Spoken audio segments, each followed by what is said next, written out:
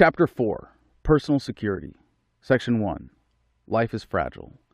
The most horrific act of violence a person can commit against another can be very easy. To take someone's life is not especially difficult. In a world dominated by professional killers and violent fantasies, it makes sense that most people have an exaggerated sense of how difficult it is to kill someone and how invulnerable they are. Rarely do we actually consider how easy it would be to kill someone because the thought of ending another person's life is so repulsive. Our lives are in each other's hands every moment of every day simply by the nature of the human experience. We are not just interdependent in many practical ways, we also live at the pleasure of nearly everyone else. The fact that murder is so rare among humans suggests that we want to be surrounded by happy, healthy people. Despite the overwhelmingly cooperative nature of society, rare acts of violence do happen, and we can be overly frightened by them. We can be convinced to be untrusting and afraid of a random person. Not everyone should be trusted, and we all determine our own policies, but despite the evidence, our general tendency to distrust is higher than necessary, and we waste a great deal of energy on it. This makes us vulnerable to people who take advantage of our fears to serve the sponsors of government. For governments to get us to accept their counterproductive monopolies in public safety and justice, they must convince us that only they can protect us from certain threats. Even for the critical matter of abortion, making it illegal often makes it more frequent and less safe. Using governments to reduce abortions makes it more difficult to develop peaceful means of doing so. This is just as true as with the problems of murder, theft, and rape. The threat of random interpersonal crime is a real one, but the answer to it is not to turn to an organization that promises to steal from us. Turning to government for protection from thieves says, "My neighbor might steal from me, so I will trust a government to steal from everyone, so if my neighbor steals from me, he might be locked in a cage for a while." Turning to government for protection from murderers says, "My neighbor might kill me, so I'll let the government steal from me so they can hire someone in a costume to come write a report about it afterwards." Life is risky. Risk leads to fear. Fear makes us vulnerable. Acceptance of the riskiness of life makes it possible to be brave enough to question those who would promote fear. When we try to deny the riskiness of life, either in our minds or through government policy, we only make it worse. Rather than living in fear or in resistance, simply by embracing the cooperative nature of life, we can protect ourselves from the very real threat of a society devoid of trust. Section 2. Justice. We all want to be treated fairly, and we all have a sense of what is right. When justice is used as a mere rallying cry, it can be severely distorted. When justice is founded on a concrete set of moral principles, it is a guiding light for resolving conflicts. Governments claim a monopoly on the essential services around justice, dispute resolution, incarceration, public safety. Yet in these most important social functions, they always abuse that power. They provide some legitimate functions in these areas, but only as necessary to maintain the illusion of providing an actual service. Even a brief examination of government justice services reveals that governments have no moral principles. People have long used punishment as an excuse to violate others in order to control them. When someone seeks punishment, they are not seeking justice. Punishment is merely violence with a bad excuse. The threat of punishment is government's primary motivator. Governments cannot threaten us with justice. The purpose of punishment is to induce suffering so the threat of suffering can be used to control us. To give enforcers credible excuses to threaten us, governments come up with laws against things that make the racket less effective, like not paying taxes, doing drugs, or challenging authority. Every time a government enforces a law without a victim, the person getting arrested is the victim. If there is no victim, there is no crime. If there is a victim, the prescription for justice is simple: make the victim whole. If the person was stolen from, the stolen property, or its equivalent plus compensation for the trouble, must be returned to them. If they were injured, appropriate compensation must be paid. If their property was damaged, they must be compensated.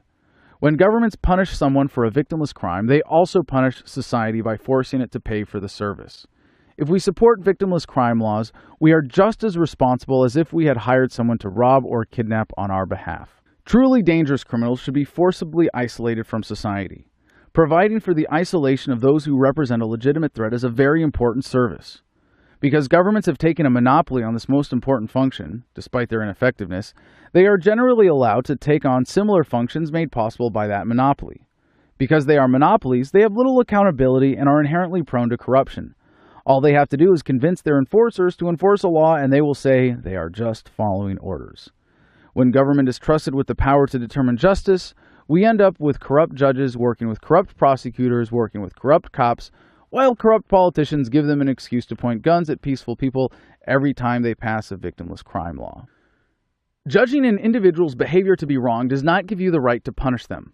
Even if you are absolutely certain, even if you saw them do it, even if you think it would serve justice, it is never right to punish another person. You have the right to harm someone if necessary in self-defense. You might reclaim stolen property. You might do something to someone that leads to suffering, but you are never justified in doing something to another person for the express purpose of causing them to suffer. The one thing you always have a right to do is turn away from someone. If someone is a known thief, do not do business with them until they have made their victims whole. This is justice founded in natural rights, and it is far more robust and fair than the government racket.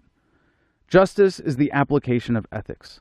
A society's practice of justice is a measure of its commitment to moral principles. Society's punishment of nonviolent behavior is a measure of its abandonment of freedom. When we turn to governments for justice, we are turning to institutions based on violating rights in order to protect them. A protection racket cannot claim to have a moral foundation. Justice is far too important to be trusted to government.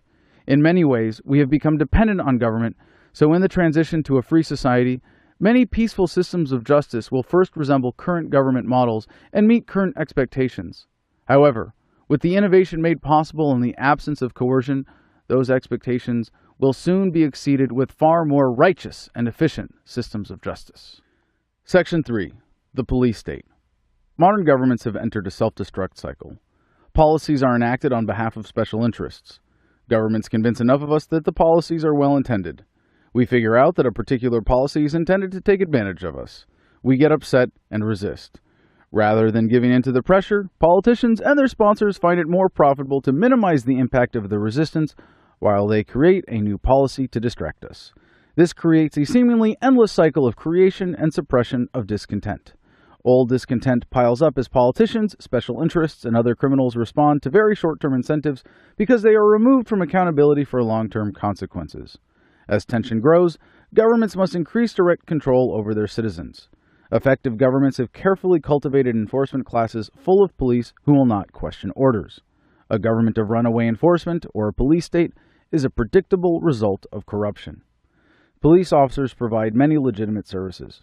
They provide public safety by patrolling and occasionally intervening in real crimes in progress. They help stranded motorists. Sometimes, they even solve crimes and apprehend people who should be held accountable.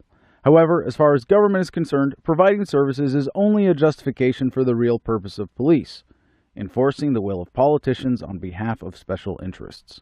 The primary function of police is much easier when they are intimidating.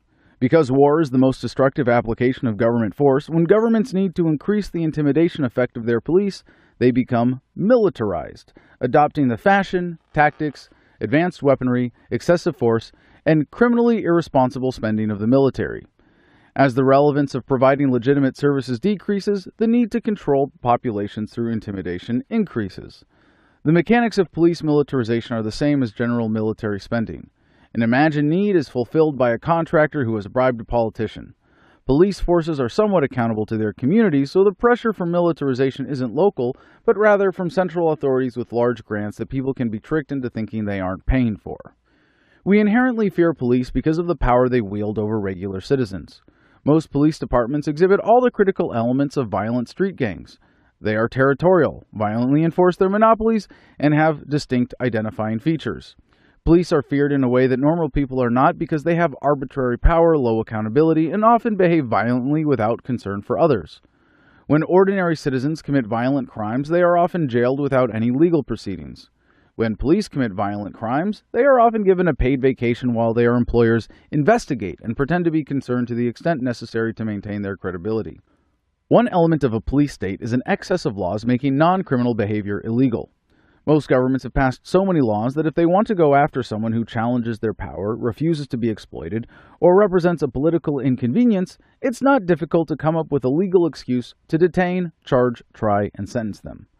This also makes police especially intimidating because they have an incredible amount of discretion about who they arrest and why. This power enables horrific expressions of racism and other personal biases. Once a police state reaches the point at which most people feel incapable of precisely following the law, respect for the government plummets. The more a government seeks control over its citizens, the more it needs to spy on them. All government surveillance is wrong, but it is especially wrong when the property rights and privacy of citizens are violated. In a free society, a balance will be struck between security needs and privacy rights, and no one's property ever needs to be violated.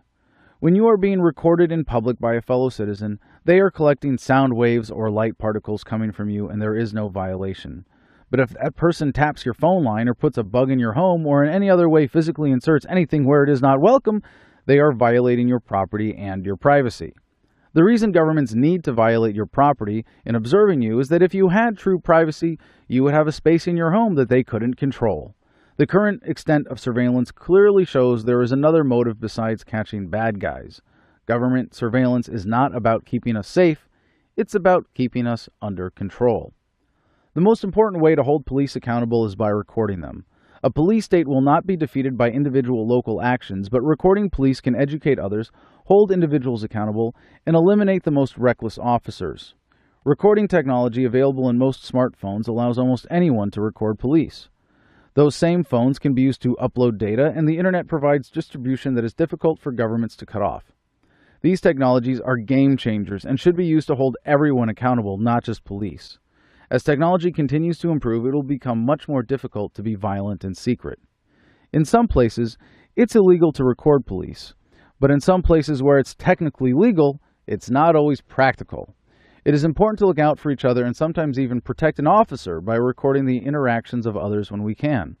We should always know our rights and assert them as much as we can, but it also helps to know specific local laws and our rights under the law to deal with enforcers more effectively. While the term police state may apply to varying degrees, and some government apologists will always declare the amount of control to be insignificant, any organized violent control is just as wrong as a total police state.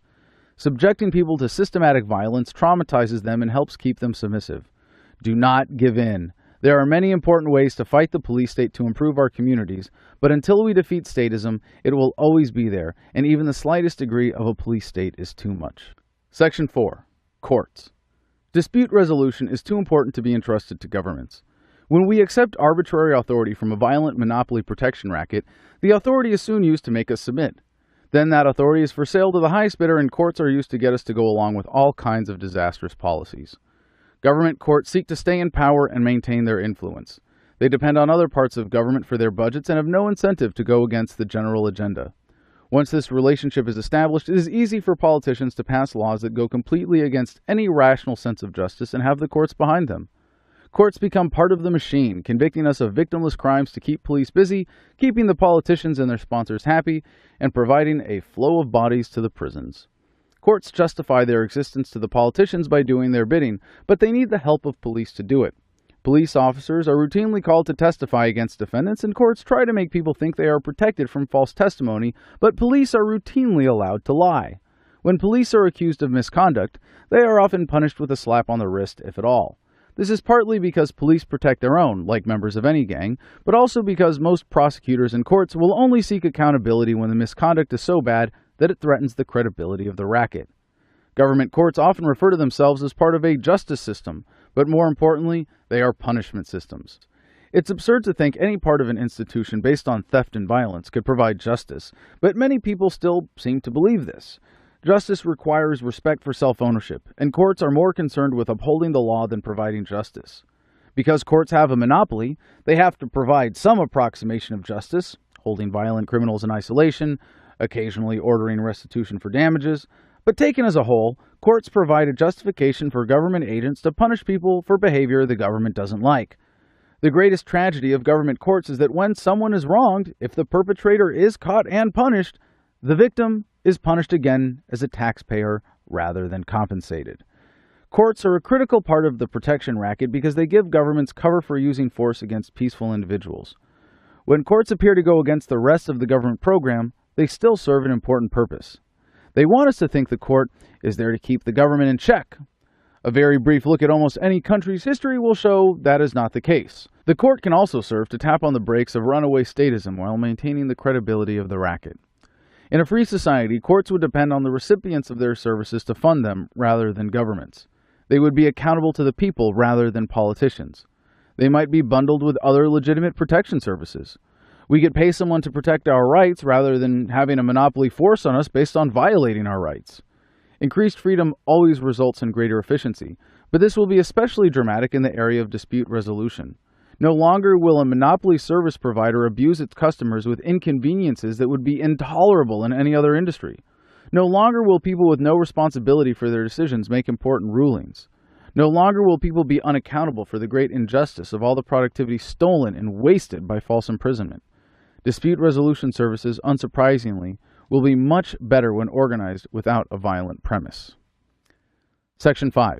Incarceration. Locking someone in a cage is never justice. It is only punishment or justified isolation of someone who is a danger to others. Locking someone in a cage for hurting a person does not make the victim whole. Locking someone in a cage for doing something you just don't like makes you the criminal.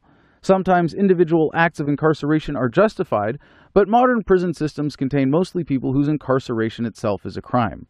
Even for its stated objectives, a punitive prison system is a dangerous and ineffective tool. All real crimes stem from a failure to thrive within voluntary cooperative relationships. Many governments try to portray their prisons as rehabilitation centers, and while some people come out of prison much stronger and healthier because of the educational experience, that is clearly not their purpose. Some governments have the audacity to call their prisons correctional, as if they have the power to correct someone's behavior. In many cases, governments will sentence violent criminals on the presumption that they are too dangerous to be in civil society at the time of sentencing, but after a few years in a madhouse surrounded by similar offenders, they will be safe to release. If someone who hurt someone goes to jail or even gets the death penalty, how does the victim benefit? They might feel safer without their attacker on the loose, but now they are being victimized as a taxpayer to pay for the cost of housing, food, and health care for another inmate whose productive capacity is reduced to nearly zero. Real justice would be reparations for damages and compensation for victims. Revenge never serves justice, however tempting it may be. The more we question the assumptions of modern prison systems, the more aware we are of their disastrous effects. This is inspiring a re-examination of our sense of justice and making it clear how governments take advantage of our innate desire for revenge. Dealing with violent, irrational, and criminally insane people is an important function in any society, and it will be very exciting to see how cooperative efforts will address these issues and how much more productive and happy society will be without so much effort invested in keeping people behind bars. Section 6. Self-defense. What makes governments critically unique is the way they use guns. Everything governments demand we do or not do is backed up with, or else police with guns will come and lock you in a cage. If we all had guns and governments didn't have any, this racket wouldn't work. Governments have an interest in keeping us dependent on their protection rackets, but a police officer will never provide better protection than effective self-defense. Because gun control is enforced by violence and often leads to greater overall violence where enforced, it is clearly not about reducing violence. It's about controlling the population. The use of force to defend oneself is an inherent right based in self-ownership. If someone is making a threat to you or your property, you are justified in using defensive force. The decision to use force against someone else is a very serious one. If you are threatened or under attack, use of force may be the only way to save your own life. Even in situations where your life is clearly threatened, your self-defense would be most valid with the minimal use of force necessary to neutralize the threat. What if you are mistaken in your assessment? What if the threat is from temporary confusion and not ill intent? The responsibility taken on when applying deadly force is immense, and it should be used only as a last resort. To deny someone's right of self-defense is to subject them to the tyranny of anyone who abuses them. To deny the universal right of self-defense is to deny the universal right of self-ownership. Gun ownership by nonviolent people carries an inherent threat to violent people, which violent people are willing to use violence to remove. Governments don't like their people being armed because they might revolt. The idea of taking up small arms against an organized military may seem absurd, but in violent revolts, sometimes it is enough to cut off just the head of the monster. Governments have used gun control whenever they want to make people more dependent, but especially when they need to tighten control over society. Some of the most vicious government atrocities ever committed were preceded by strict gun control. One of the great ironies of gun control is how counterproductive it is to its stated goal of reducing violence and keeping guns off the streets. Gun control is nearly impossible to carry out effectively. Without absolute control over citizens to begin with, no government has completely succeeded in wiping out gun ownership. In many places with strict gun control, guns are actually more readily available than in a regulated market because they can be bought easily on the black market where sellers are not capable of taking responsibility for who they sell to. Criminals prey on communities with strict gun control because to them, gun control is a convenient policy of victim disarmament. An armed or even unarmed but violent criminal can attack anyone on the street in an area with strict gun control with reasonable confidence that their victims won't be armed. This is one way governments create more crime. More crime makes people more eager for government protection. It also creates dependency because when citizens are disarmed, cooperative solutions to address crime are much less effective. Taking away the right of self-defense has disastrous consequences. Gun control is part of a common attitude not limited to the specific technology of guns. Governments want to control the use of force. In many places, they ban common non-lethal self-defense weapons like pepper spray or tasers. If governments really wanted us to be safe, and some local police officers genuinely do, they would encourage the use of such devices as well as guns by people capable of using deadly force responsibly. Non-lethal technologies will become at least as effective as guns and eventually replace guns for self-defense purposes. No one who simply wants to defend themselves would also want the liability of deadly force if unnecessary. The reason gun control is so dangerous is because it promotes violence. There are a number of ways it does this, but more importantly, it is fundamentally violent because it requires enforcers to violate the rights of peaceful people. Calling victim disarmament laws gun control is a weak cover for what politicians are really advocating. Only government agents can have guns. Self-defense is a universal human right. Section 7. Sexual assault. Sexual assault is assault. It is as much a violation of an individual's rights as any other crime. It is a violation of that most valuable property, one's own body, and constitutes a misappropriation through theft that often leads to serious injuries. The psychological ramifications, as with any trauma, can be as devastating as any physical assault. In a society where individual rights are respected and violators are not tolerated, we will better address the problem of sexual assault until it is entirely eradicated, as it will and should be. Sexual assault is usually a male-on-female crime because of the obvious physical advantages men have, on average, over women. In a society where the individual right of self-defense is respected, being armed, even with something non-lethal, can be a force equalizer in a physical confrontation. Technology has already rendered the use of our physical strength less relevant to productivity and will eventually make it nearly irrelevant. A free society relies less on application of force to settle disputes, and so the culture of assault will also be greatly diminished. In a society that truly does not tolerate assaults, anyone who is caught in the act would face immediate repercussions from the community. Someone guilty of rape might face total ostracism.